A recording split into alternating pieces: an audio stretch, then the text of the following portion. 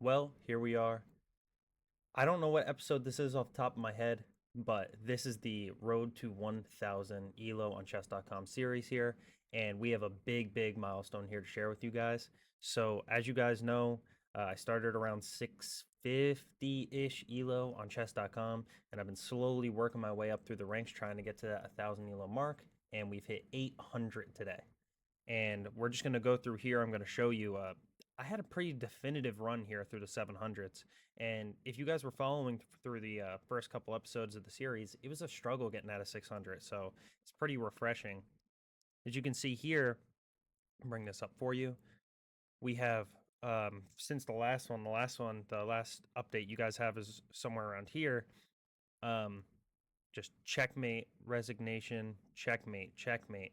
I mean, win, uh, win. I mean, win. Like, I got all the way up to, I think, like, almost ranking up and straight through from the last one. I maybe had 5 losses in the whole 700 ELO. Uh, Super impressive run here. Obviously, I got stopped here right a little bit at the end. Um, just kind of back and forth yo-yoing, trying to break that. And we finally broke through here on this last game. So we're just going to hop in. And it was a nice checkmate to win the game. We're just going to go through and review it. It says here, too, I had my highest game rating of 1550 from the computer coming out of this game.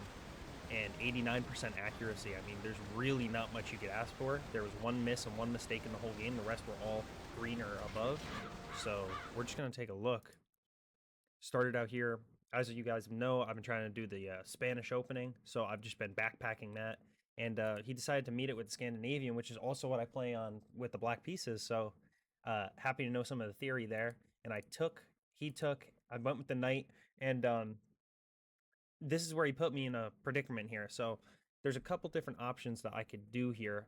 I could block with the bishop, which is probably the best move, or I could block with the knight. But at this point, I was so upset with getting into the end game with queens on the board and everything else, and just choking in the end game because I'm actually stronger at the beginning of the game than I am at the end. And so I just decided that if I can get a queen trade right early in the beginning, it should help me. And that's what happens. Now the computer says here I should take with the bishop. I maybe it's for quick development, maybe it's for quick castling. Uh, in my mind, I thought that it was probably better to just take with the knight so that they defend each other. And that's what happens. He pushes with the bishop here, and basically, in my mind, I just saw we're even right now. Um, I think my development's going to be a little bit faster, so I'm okay with the trade. Um, Especially when I move my H pawn up here. That's another developing move. He trades. Now I have the bishop pair versus his knight pair. Typically, this should be better. And in an open structure like this, where there isn't really complications in the middle of the board, I should have long range pieces and it should aid me. Just castle, get out of the way. Ideas here, bishop here, rook here. I'm thinking that he's probably going to long castle at some point. I don't know what he's going to do with his kingside pieces yet. But there we go. Castle, rook, bishop, exactly what I'm talking about. Now, this is a tricky move for me when I was playing the game. So I saw this and I went, okay, he's going to fork me. And in my brain, I didn't have this defensive move. And the reason I just didn't see it is that if he went for this and he goes for this, I just felt like it was just weak here. I don't know. Um, so I also figured that if he's already castled on the queen side, I want to try to get some of these pieces over on this side. So I opt to get one rook out of the way and then move the other rook so that at least I didn't get forked. Because if I moved this one here first, I just didn't think I had enough mobility. That's what happened in the game. He gets his knight out of the way. I started counting the squares, so I went, he can go here, but it's defended. He can go here, which is like the last place that he was at. He can go here, but takes. He can go here. but I can take it one of two ways, or he could just retreat. I just figured all retreating can't be good, so I just said, "Where are you going to put it?" He finds a really nice spot for it. I could have traded here.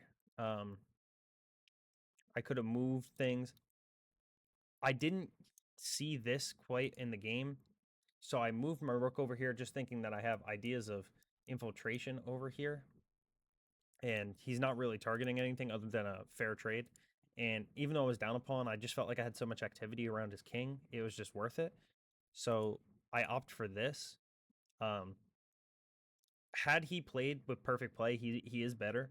But then he just defends a pawn that didn't need to be defended. He could have lost that pawn and he still would have been fine. But then I capitalize it by throwing the knight in. Apparently, there are, I guess, counterplay to this. I mean, he could just push this and just close it, but instead he opted to push the pawn in front of his king, and that just let me sail away with the game here. So it was pretty difficult, pretty locked up, and then I just opted to go in. One pawn down, two pawns down. He moves this here. I just figured let's just defend. I'm up a pawn, and if I'm up a pawn, I should be able to win this endgame if I just start trading everything. So I pushed a pawn here. Now he moves this to attack the bishop. Okay, I guess. I just figured that it wasn't the end of the day. I mean, it is protected by the rook. Again, if I can trade even pieces, I'm going to try to do it. So I opted to get another free pawn. He takes. I take. At this position, when I was sitting here, the only thing I was really, really worried about was back ring checkmate. And I don't know why. Just for me, with him having this dark squared bishop up, something like, here into here or something was keeping me pretty occupied. So I didn't really want to move this rook too much. I saw this and I thought maybe this to then come here. So I just figured I'd come here. If he doesn't move, let's say he tries to do something like this, I can go here. Had he had traded, I could have gone here. So I just thought there was a lot of trades. Again, I'm trying to trade as many pieces that I can off the board because it's just easier. And there I go. So even material swap. I'm trying to get this right here on the 7th rank. I don't want to, deal with any back rank mate stuff. I don't want to trade a rook right now if I can avoid it. So I come in, get my king off the back rank. I start going for the free pawns. Now he's looking for the trade. I figured that this trade was advantageous to me simply because I won tempo on him. So as you can see, check, check, and then I can move my pawn up and just start getting stuff down the board. Computer loves this right now.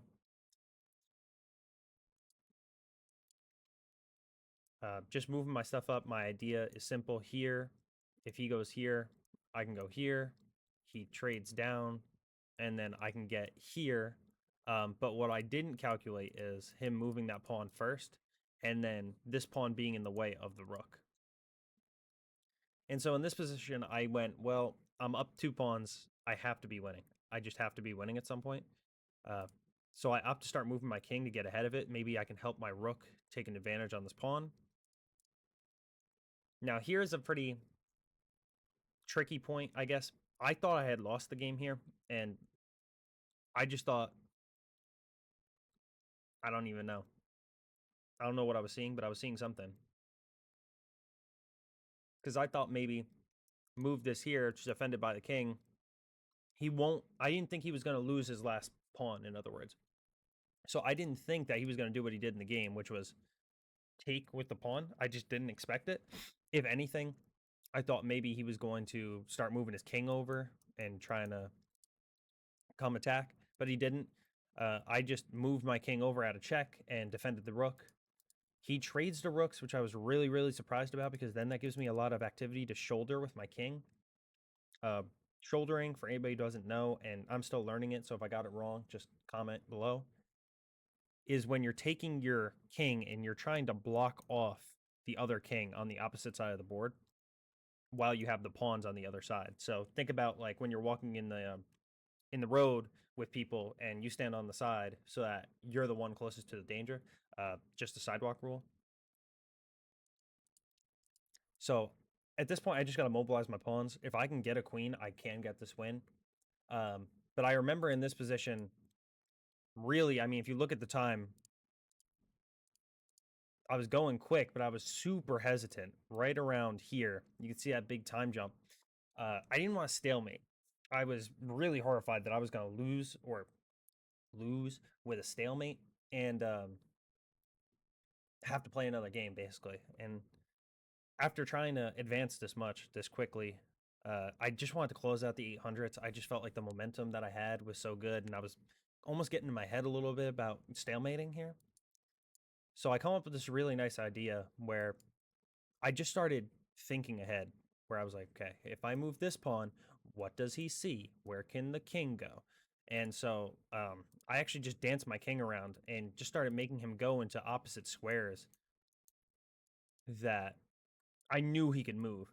So like here, if I had gone here, he goes here. If I go here, he takes. If he goes here, he can go here, and then the game stops. Uh, and then if I go here, he can go here. If he goes here, I take. If I go here, he takes. If I, I just didn't, because I go here, he take. So I ended up swinging wide. And the reason I swung wide here is, had I had moved up here, he goes here, and I go here, and he could take. And I go here, he goes here, I go here. I basically just decided that stepping out of the way and forcing him to move here and then come here and come back here with my king on this square like this. I can move this. It's defended by this. He can't go here. He can't go here. He can't go here. So he must go here. And with his king over here, I can slide my king in, sacrificing the other pawn to then get a queen. And now it says mate in 2, mate in 1, mate in 2.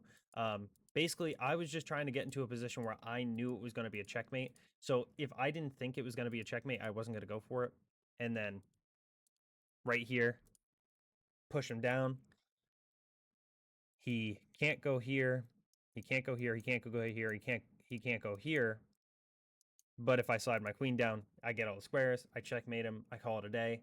That's 800 ELO secured. If you guys have any tips or tricks, or if you guys have been watching the videos and you have some advice or feedback, please leave it down. Also, shout out to the people. My last video actually got the most amount of likes. Doesn't sound like a lot, but I got 5 likes on that last video, which I was super impressed with. It just felt cool to have 5 people thumbs up the video. So if that was one of you, shout out. If not, just keep following the journey if you liked it. If not, leave a like on your way out. Thank you guys so much, and I'll see you in the next one.